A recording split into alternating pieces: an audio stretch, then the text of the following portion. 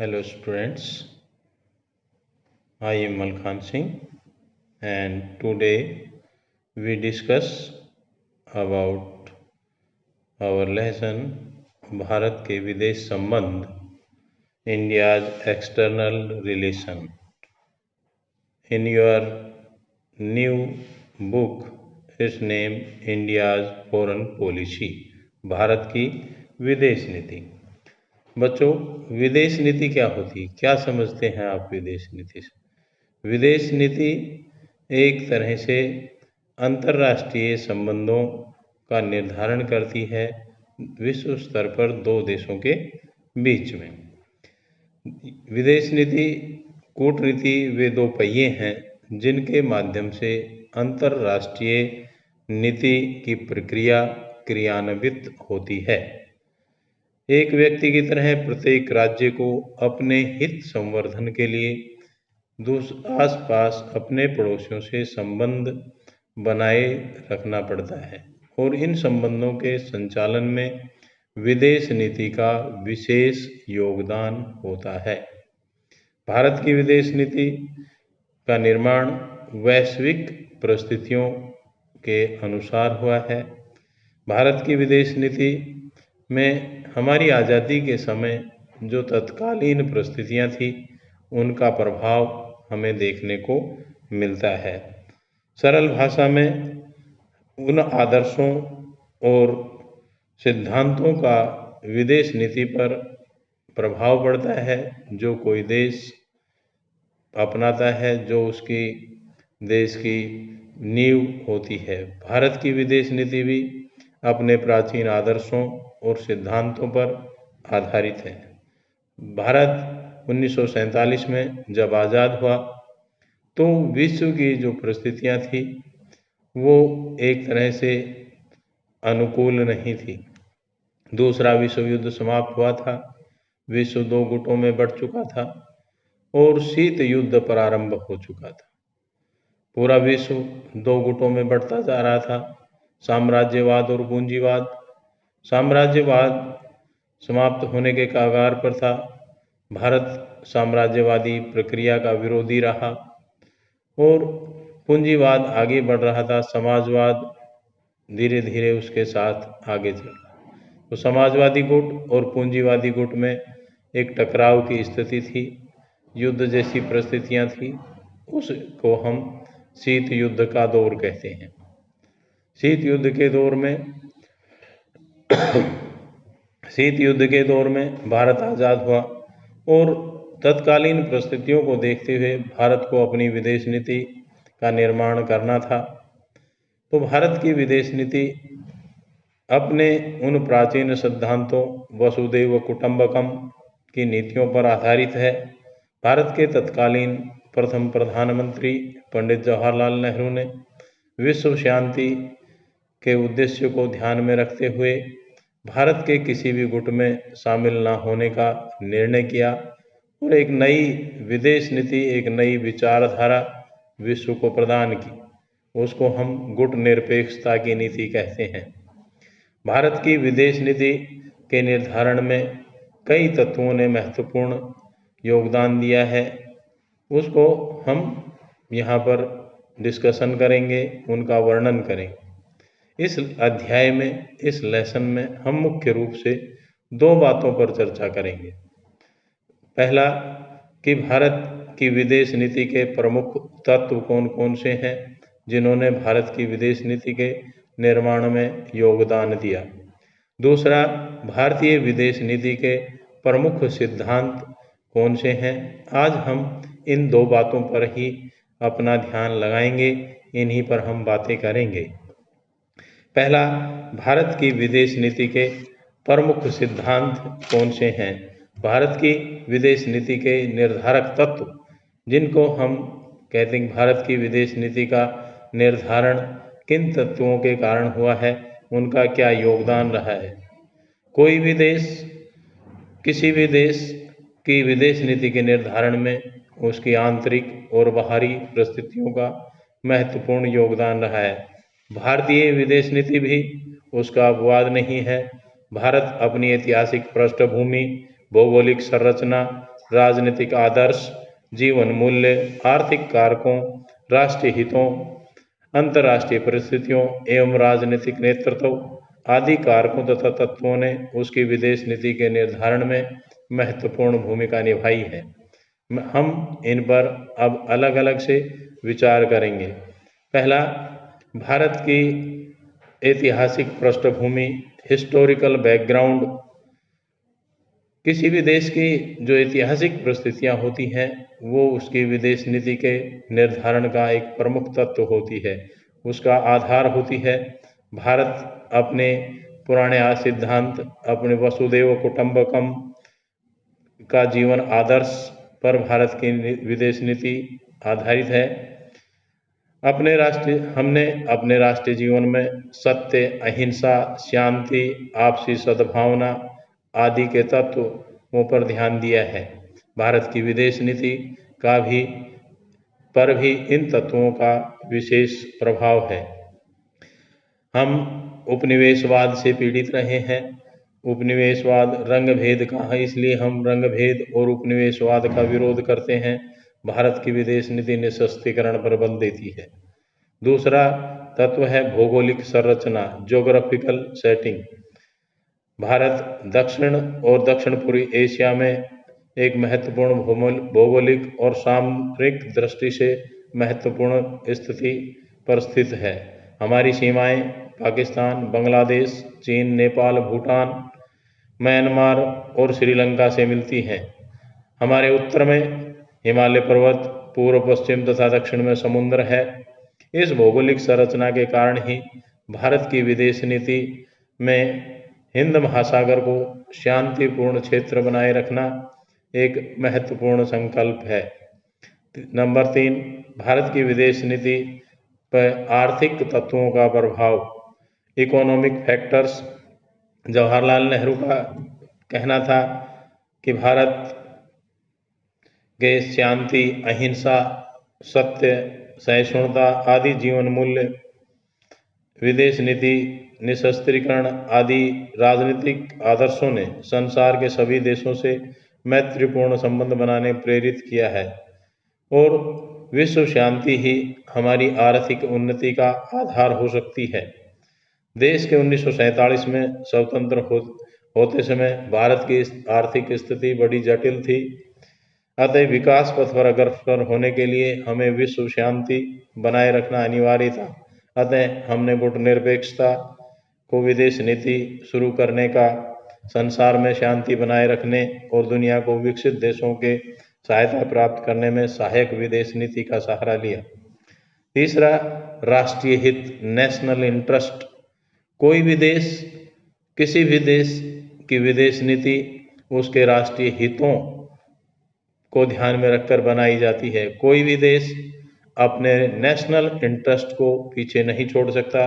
भारत भी इसका अपवाद नहीं है। हमारी विदेश नीति के निर्माण में भी हमारे राष्ट्रीय हितों ने महत्वपूर्ण भूमिका निभाई है और राष्ट्रीय हितों को सुरक्षित रखना और उन्हें आगे बढ़ाना हमारी विदेश नीति का पर महत्वपूर्ण तत्व है।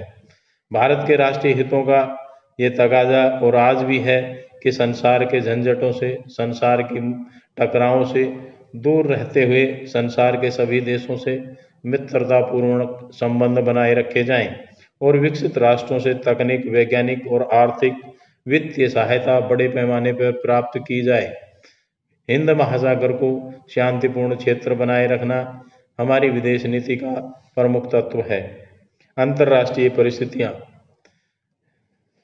इंटरनेशनल कंडीशंस भारतीय विदेश नीति का एक महत्वपूर्ण आधार है, तत्व है। भारत जब आज़ाद हुआ विश्व दो गुटों में बटा था, पर दूसरा विश्व युद्ध समाप्त हुआ था। पूंजीवाद और समाजवाद दो विचारधाराएं विश्व में बढ़ते टकराव की तरफ ले जा रही थी।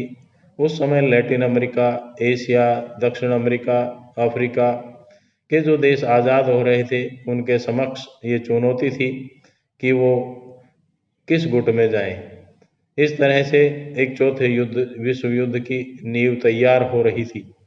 भारत ने उस परिस्थिति से निकलने के लिए एक नया रास्ता विश्व को दिया, गुटनिरपेक्षता, जिसमें दोनों गुटों से समान दूरी बनाए रखते हुए अपनी स्वतंत्र विदेश नीति का संचालन करना था। शीत युद्ध में दो महाशक्तियों का पिछलग्गू बनने की अपेक्षा भारत के तत्कालीन प्रधानमंत्री पंडित जवाहरलाल नेहरू ने एक स्वतंत्र विदेश नीति का पालन किया। नेतृत्व, लीडरशिप, किसी भी देश की विदेश नीति पर वहाँ का जो नेतृत्व होता है उसका विशेष प्रभाव होता है और उन कारकों को बनाए रखने का दायित्व वहाँ के नेतृत्व पर होता है। उपर्युक्त जो भी कारक मैंने बताए हैं, तत्व बताए हैं विदेश नीति के, उनको आगे बढ़ाने में राजनीतिक नेतृत्व की भूमिका निर्णायक होती है।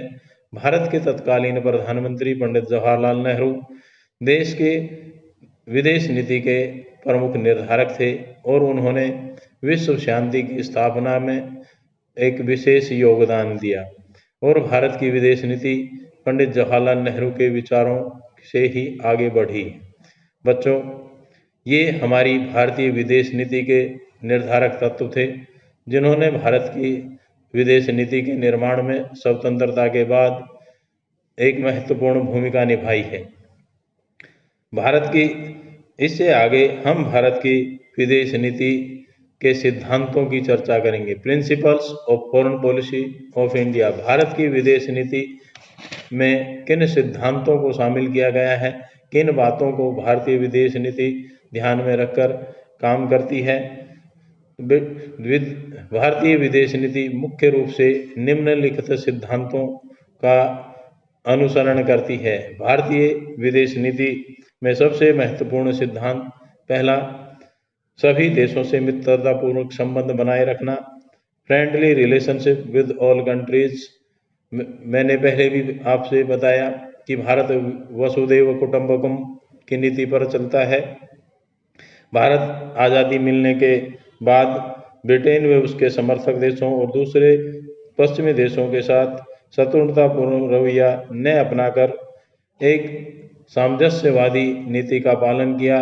भारत ने स्वतंत्र विदेश नीति अपनाई तथा किसी भी देश का अपने आंतरिक मामलों में हस्तक्षेप नहीं करने दिया। भारत ने विदेशों के बीच शांतिपूर्ण सहअस्तित्व और सामंजस्य बनाए रखने के लिए अपनी विदेश नीति के तत्वों को राज्य नीति के निर्देशक तत्वों में अनुच्छेद 51A के अंतर्गत शामिल किया। कोई भी देश ऐसा नहीं है जिसने विदेश नीति को संविधान में जगह दी हो। भारत एकमात्र ऐसा देश है जिसने अपने अध्याय 4 में राज्य नीति के निर्देशक तत्वों के अंतर्गत अनुच्छेद 51 में भारतीय विदेश नीति के निर्धारक तत्वों को शामिल किया है, जिसमें कहा गया है कि भारत संघ सभी राष्ट्रों के साथ न्याय और सम्मानपूर्ण व्यवहार बनाए रखेगा।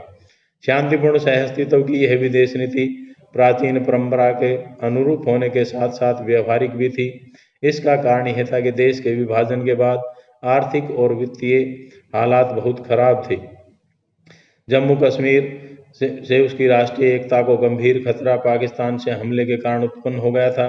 अतः पश्चिमी और सोवियत गुट के साथ दोनों के साथ शांतिपूर्ण सहसंबंध, मित्रतापूर्ण संबंध बनाए रखना हमारी विदेश नीति का एक महत्वपूर्ण तत्व था।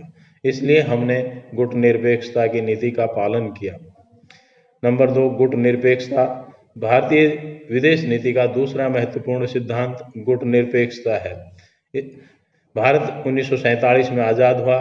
जैसा कि मैंने पहले बताया आपको कि उस समय विश्व 2 गुटों में बटा हुआ था, एक समाजवादी गुट और दूसरा पूंजीवादी गुट। समाजवादी गुट का नेतृत्व सोवियत संघ कर रहा था और पूंजीवादी गुट का नेतृत्व अमेरिका का, संयुक्त राज्य अमेरिका के हाथ में था। दोनों गुटों में आपसी टकराव और संघर्ष की स्थिति थी, जिसे शीत युद्ध कहा गया। और भारत को नई नई आज़ादी मिली थी। भारत की आर्थिक स्थिति अच्छी नहीं थी और किसी भी गुट में शामिल होने का अभिप्राय था कि वो अपनी स्वतंत्रता को जल्दी ही नष्ट करता। इसलिए भारत ने नकारात्मक सिद्धांत को न अपनाकर भारत ने एक नई विदेश नीति का सिद्धांत दिया, गुट निरपेक्षता का, जिसके अंतर्गत सभी गुटों से दूर, परस्पर दूर रहकर समान दूरी बनाकर अपना आर्थिक विकास करना और अपनी राजनीतिक स्वतंत्रता को बनाए रखना। तीसरा, भारतीय विदेश नीति का तीसरा प्रमुख सिद्धांत पंचशील। पंचशील शब्द भगवान गौतम बुद्ध के 5 नैतिक नियमों से संबंधित था। अंतर्राष्ट्रीय जीवन में इसका प्रयोग तिब्बत के ऊपर चीन की प्रभुसत्ता स्वीकार करने के लिए सन 1954 में भारत और चीन के प्रधानमंत्रियों द्वारा हस्ताक्षर की गई उस संधि से हुआ, जिसे जवाहरलाल नेहरू और चाउ एन लाई ने अंतर्राष्ट्रीय संबंधों का मूल आधार माना था। इन सिद्धांतों में कहा गया था कि नंबर 1, प्रत्येक राष्ट्र एक दूसरे की संप्रभुता, एकता और अखंडता का सम्मान करेगा। नंबर 2, कोई भी राष्ट्र दूसरे राष्ट्र पर आक्रमण नहीं करेगा। कोई भी राष्ट्र दूसरे राष्ट्र के आंतरिक मामलों में हस्तक्षेप नहीं करेगा। संसार के सभी राष्ट्र आपस में समानता और एक दूसरे के लाभ के लिए कार्य करेंगे। शांतिपूर्ण सहअस्तित्व की नीति का पालन करेंगे।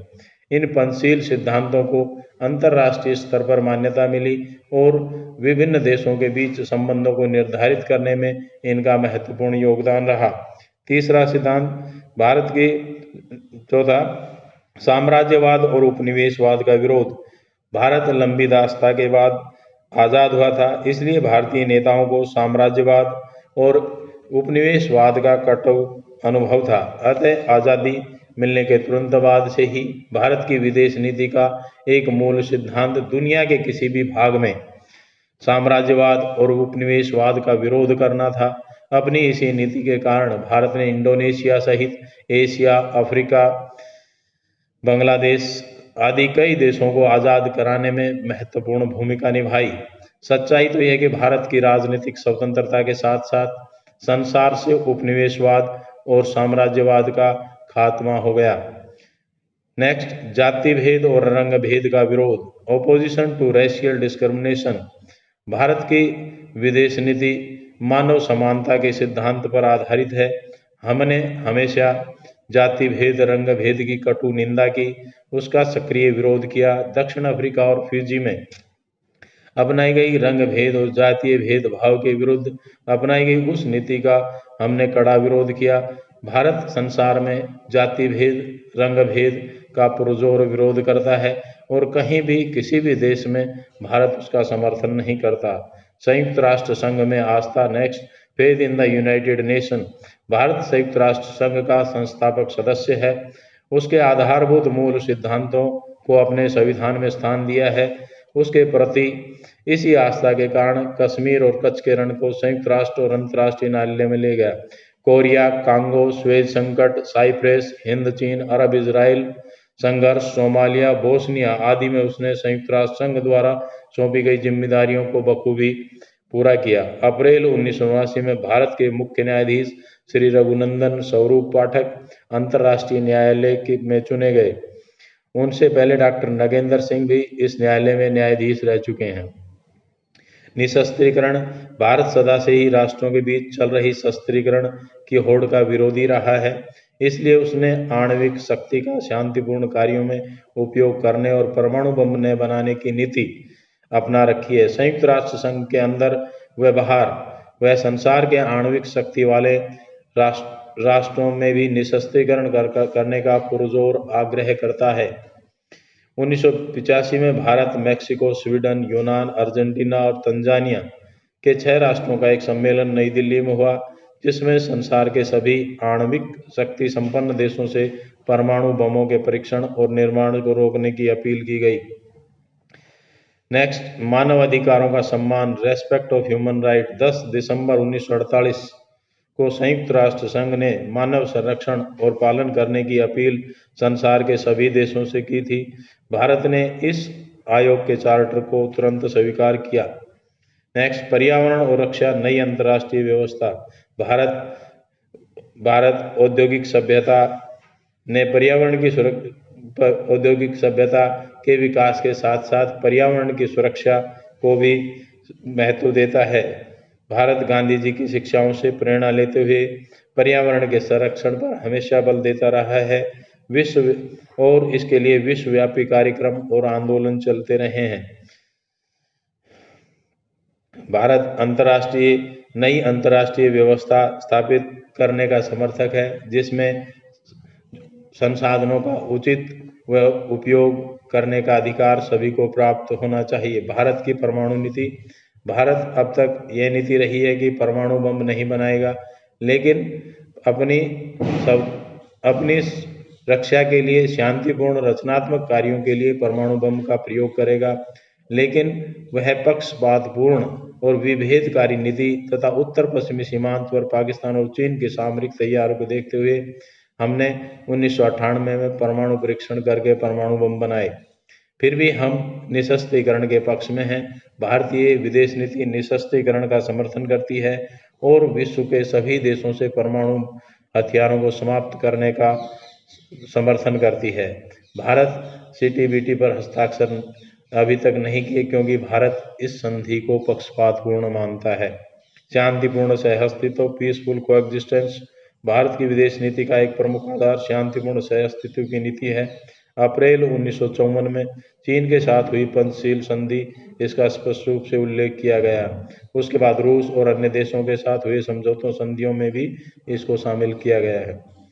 बिना शर्त विदेशी सहायता। भारत की विदेश नीति का एक प्रमुख सिद्धांत बड़े पैमाने पर विदेशी सहायता प्राप्त करना रहा, लेकिन इसके लिए वह शर्तें लगाने का पक्षधर नहीं है।